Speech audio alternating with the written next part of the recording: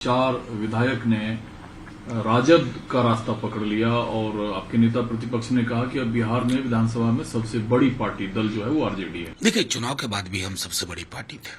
बाद में मुकेश सहनी जी वाला एपिसोड हुआ, हम सब जानते हैं। मैं सीमांचल के खुद इलाके में बीते 3-4 महीनों में कई दफा गया। सीमांचल के लोगों का एक दबाव था, एक तरह से उन्हें रिग्रेट भी था कि सरकार नहीं बनी तेजस्वी जी के नेतृत्व में महागठबंधन की, तो जनाकांक्षा का दबाव बहुत था। और आज जो चारों विधायक माननीय एमआईएम से निकल करके राष्ट्रीय जनता दल में आए, तो इस बात को कभी पुख्ता तौर पर कहते हैं कि बिहार में सबसे महत्वपूर्ण धारा राष्ट्रीय जनता दल की है, वो लालू जी से लेकर के अभी नेता प्रतिपक्ष तेजस्वी जी तक।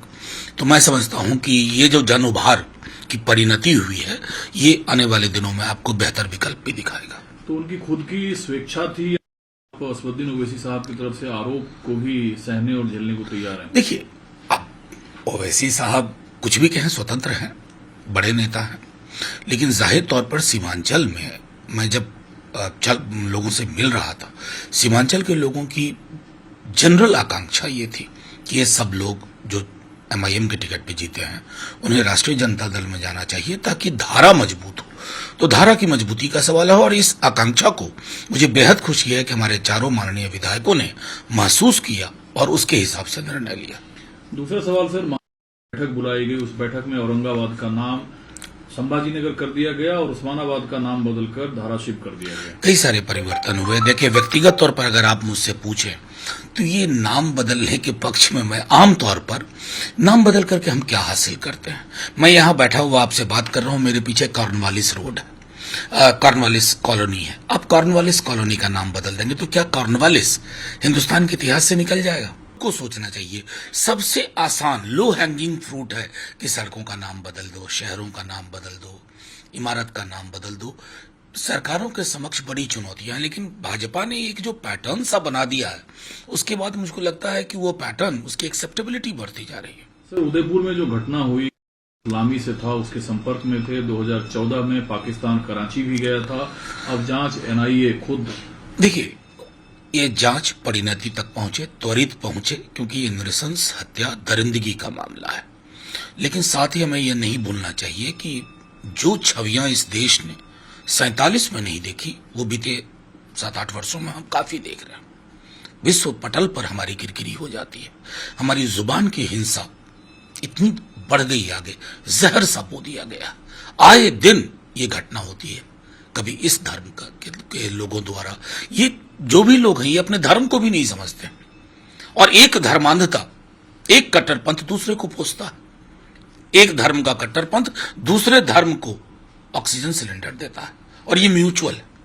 जब तक इस परिपाटी को नहीं खत्म किया जाएगा, ऊपर से संदेश नहीं जाएगा कि जहर बोने वालों के लिए पद नहीं है, क्योंकि ये लोगों को पता चल गया, जितना जहर समाज में उगलोगे, ट्रैक्शन बढ़ेगा, आपको कोई पद हासिल हो जाता है। ये चक्र, साइकिल, ये हिंसा का साइकिल है।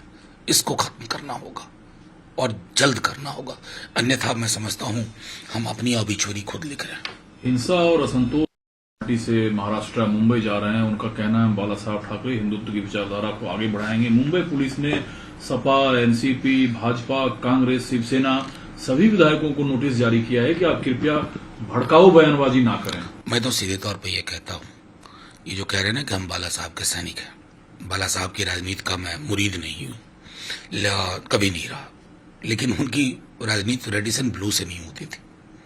ये फर्क तो हो गया कि आप बाला साहब का नाम लें और रेडिसन ब्लू, चार्टर्ड फ्लाइट, और एक स्पेसिफिक एयरलाइन की चार्टर्ड फ्लाइट, यहां से वहां, फिर वहां से गोवा। तो ये जाहिर तौर पर आप जो भी कल हासिल कर लें, हो सकता है देवेंद्र फडणवीस जी की जो ख्वाहिश अधूरी रह गई थी वो पूरी हो जाए, लेकिन लोकतंत्र आधा अधूरा रहेगा। अगर आपने ये तय कर लिया है कि किसी भी कीमत पर हम सरकार बनाएंगे, चाहे ईडी, सीबीआई, उसमें से 27 लोगों के खिलाफ ईडी दर्ज है कहीं ना कहीं। अब मैं बता रहा हूं, अगर कल को फ्लोर टेस्ट जीत गए और ये सरकार में आ गए, चर्चा नहीं होगी कि कौन सी ईडी का केस था, क्या सीबीआई थी।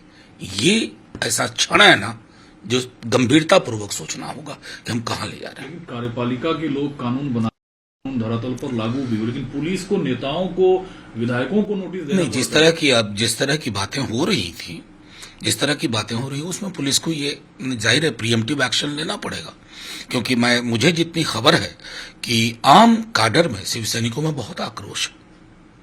अब तो विधायक है, आप तो दबाव में पाला बदल लिए, ईडी आई, सीबीआई, लेकिन कार्यकर्ता को पाला बदलने की जरूरत नहीं है। तो जाहिर तौर पर उसके लिए कुछ तो सुरक्षा कवच के रूप में तय करना होगा।